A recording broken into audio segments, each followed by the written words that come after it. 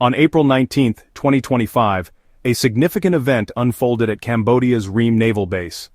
This event was not just another routine naval visit, but a moment that captured the attention of geopolitical analysts and military strategists around the world. Two Japanese warships, the Bungo and the Etajima, docked at the port. These vessels are part of Japan's maritime self-defense force, known for their advanced technology and strategic capabilities. Their arrival was meticulously planned and executed, symbolizing Japan's growing interest and involvement in the region. This marked the first visit of Japanese naval vessels to the base since its recent renovation. The renovation of Ream Naval Base itself was a point of contention, funded and overseen by China. This has led to speculations about China's intentions and its influence over Cambodia. The Chinese-funded renovation has been viewed with suspicion by many, particularly by nations wary of China's expanding footprint in the Indo-Pacific region. This seemingly routine port call carries immense geopolitical weight. It is a clear signal of Japan's intent to assert its presence and influence in a region that is becoming increasingly contested.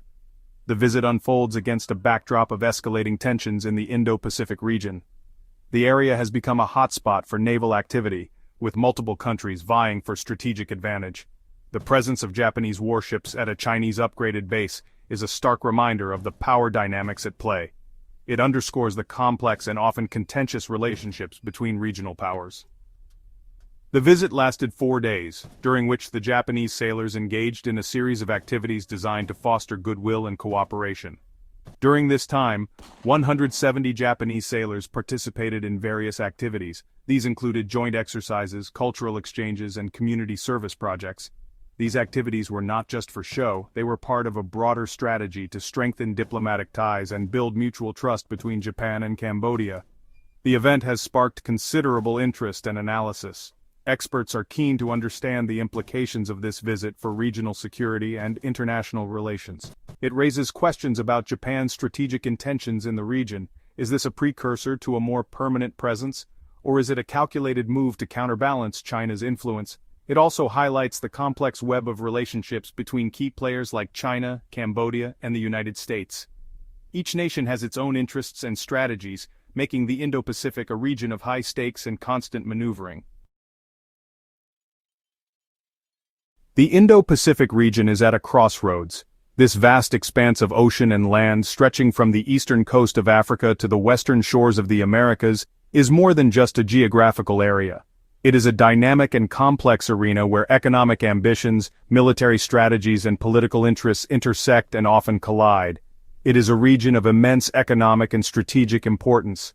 The Indo-Pacific is home to some of the world's busiest shipping lanes, through which a significant portion of global trade passes. The ports here are bustling hubs of activity, facilitating the movement of goods and resources that fuel the global economy. This reality has not escaped the attention of global powers. Leaders from around the world convene in high-stakes summits, discussing strategies and forging alliances. Military bases dot the landscape, serving as both deterrents and potential flashpoints. Economic hubs thrive, but they are also points of contention and competition. China's rise as an economic and military powerhouse has shifted the balance of power. The country's rapid development and strategic investments have transformed it into a formidable player on the global stage. Its naval ships, cutting through the waters in impressive formations, symbolize its growing influence and reach. Long-standing territorial disputes further complicate the situation. The South China Sea in particular is a hotbed of contention. Multiple countries lay claim to its islands and waters, leading to a tangled web of overlapping claims and counterclaims. These disputes are not just about land, they are about control over vital resources and strategic waterways. The South China Sea, rich in resources and a vital shipping route, has become a flashpoint. Beneath its waters lie vast reserves of oil and natural gas, coveted by many. The sea lanes that crisscross this area are crucial for international trade, making it a strategic choke point that many nations are keen to control. China's assertive claims in the region have fueled tensions with its neighbors in the United States. The presence of Chinese Coast Guard ships patrolling disputed waters is a constant reminder of the simmering tensions. Protests and diplomatic standoffs are common, as countries push back against what they see as encroachments on their sovereignty. Japan, a close ally of the United States, is increasingly wary of China's growing assertiveness. The Japanese Navy is a formidable force, often seen conducting joint exercises with U.S. forces. These drills are not just about preparedness, they are a clear signal of the strong military ties between the two nations and their shared concerns about regional stability. Tokyo is particularly concerned about the potential for China to restrict freedom of navigation in the region. The free movement of ships through these waters is vital for Japan's economy and security. Any attempt by China to impose restrictions would be seen as a direct threat, prompting Japan to bolster its naval presence and engage in international patrols. Japan's decision to send warships to Ream Naval Base must be seen within this context. This move is part of a broader strategy to ensure that key maritime routes remain open and secure. The Ream Naval Base, located in Cambodia, is a strategic outpost that allows Japan to project its power and safeguard its interests in the region. The Indo-Pacific is witnessing a strategic rivalry between the United States and China.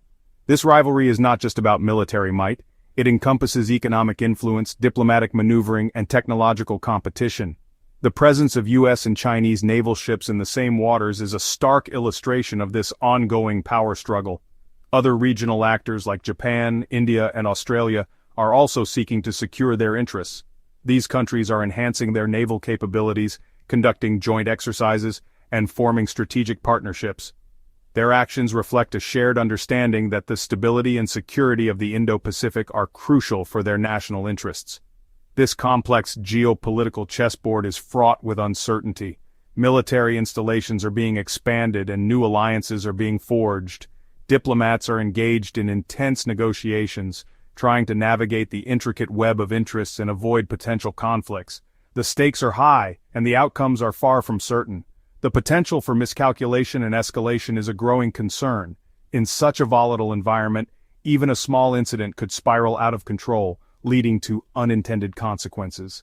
Global leaders are acutely aware of this risk, and their discussions often revolve around finding ways to manage tensions and prevent conflicts. The Indo-Pacific remains a theater of strategic rivalry where the balance of power is constantly being tested and redefined. China's influence in Southeast Asia has grown exponentially in recent years. This region, known for its strategic importance and economic potential, has become a focal point for Beijing's expanding ambitions. The countries in Southeast Asia, with their burgeoning markets and critical maritime routes, offer a wealth of opportunities for investment and cooperation. As a result, China has been keen to establish a strong presence here, leveraging its economic power to build lasting relationships and secure its interests. This is largely due to Beijing's economic might and its ambitious Belt and Road Initiative. Launched in 2013, the Belt and Road Initiative aims to enhance global trade and stimulate economic growth across Asia and beyond by developing trade routes and infrastructure. Through this initiative, China has been able to extend its reach, creating a network of partnerships and dependencies that bolster its influence. China has poured billions of dollars into infrastructure projects across the region. These investments are not just about building roads and bridges, they are about creating a foundation for long-term economic integration and cooperation. By financing and constructing key infrastructure, China is positioning itself as an indispensable partner for Southeast Asian countries, ensuring that its influence will be felt for decades to come. This includes ports, railways, and power plants. These projects are designed to improve connectivity and energy security, which are critical for the economic development of the region. Modern ports facilitate trade, new railways enhance transportation efficiency, and power plants ensure a stable energy supply. All these elements are crucial for the growth and prosperity of Southeast Asian nations. This investment has brought economic benefits to Southeast Asian nations. Improved infrastructure has led to increased trade, more efficient transportation, and greater access to energy. These developments have spurred economic growth, created jobs, and improved the quality of life for many people in the region. The influx of Chinese capital has also attracted other international investors, further boosting the economic prospects of Southeast Asia. However, it has also raised concerns about China's strategic intentions. While the economic benefits are clear, there is growing unease about the potential political and security implications of China's expanding influence. Some fear that Beijing's investments come with strings attached, giving China leverage over the domestic and foreign policies of Southeast Asian countries. Some critics argue that China is using its economic clout to gain political leverage. They point to instances where countries that have received significant Chinese investment have been more supportive of Beijing's positions in international forums. This has led to accusations that China is engaging in a form of economic imperialism, using its financial resources to achieve its geopolitical goals. The renovation of Ream Naval Base is a case in point. Located in Cambodia, this naval base has been the subject of intense scrutiny and speculation. The project, funded and supported by China, has raised alarms about Beijing's military ambitions in the region. Critics argue that the base could be used to project Chinese naval power, potentially altering the strategic balance in Southeast Asia. China provided funding and expertise for the project, which was completed in early 2025. The rapid completion of the base, coupled with its strategic location, has fueled concerns about China's long-term intentions. While the official line is that the base is meant to enhance Cambodia's naval capabilities, many observers believe that it could serve as a foothold for Chinese military operations in the region. The base is strategically located on the Gulf of Thailand, near the South China Sea. This area is a critical maritime corridor, and control over it would provide significant strategic advantages. The South China Sea is already a hotspot for territorial disputes, and the presence of a Chinese-backed naval base in the vicinity adds another layer of complexity to the situation. This has led to speculation that China may seek to use the base for its own military purposes. Analysts suggest that the base could be used to support Chinese naval operations, monitor maritime traffic, and potentially enforce territorial claims. Such a development would have far-reaching implications for regional security and stability. China denies these claims, insisting that the base upgrade is purely for Cambodia's benefit. Chinese officials have repeatedly stated that their intentions are peaceful, and that the base will be used solely for Cambodian naval operations. However, these assurances have done little to quell the concerns of neighboring countries and international observers. However, the move has raised eyebrows in Washington and other capitals. The United States and its allies view China's actions with suspicion, seeing them as part of a broader strategy to expand its military footprint and influence in the region. This has led to calls for a more robust response to counterbalance China's growing power. It is seen as further evidence of China's growing military footprint in the region. The developments at Ream Naval Base are just one example of how China is extending its reach. As Beijing continues to invest in infrastructure and build strategic partnerships, its influence in Southeast Asia is likely to grow, with significant implications for regional and global geopolitics. Japan's decision to send warships to Ream Naval Base is a carefully calculated move. It reflects Tokyo's growing concern about China's influence in Southeast Asia. Japan is seeking to strengthen its own ties with the region as a counterbalance to China. Tokyo has a long history of economic engagement with Southeast Asia. However, it is now increasingly focusing on security cooperation.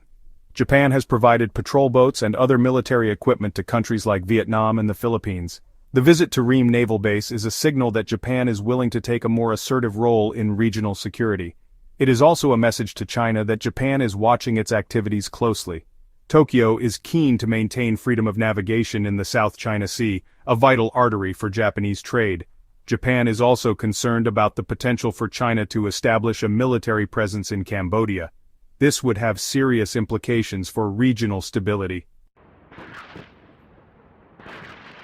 Cambodia finds itself at the center of a geopolitical tug-of-war between China and Japan. Phnom Penh is walking a tightrope, trying to maintain good relations with both powers. China is Cambodia's largest trading partner and a major source of investment. Cambodia has benefited from China's infrastructure projects and its willingness to provide aid without strings attached. However, Cambodia is also wary of becoming overly reliant on China. Phnom Penh is keen to maintain its independence and avoid being drawn into a regional conflict. Japan is a long-standing development partner of Cambodia. It has provided significant assistance in areas such as infrastructure, education, and healthcare.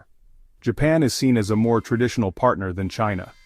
Cambodia's decision to welcome Japanese warships to Ream Naval Base is a sign that it wants to diversify its partnerships.